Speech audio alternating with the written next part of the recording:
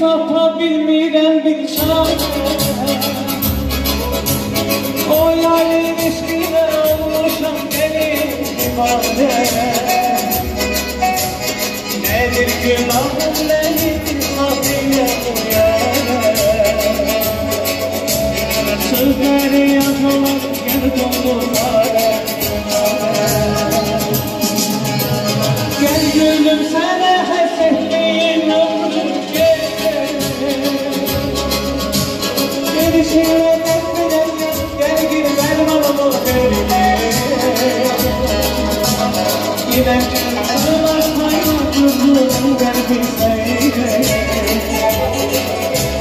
Ben seni etmektim çok çok.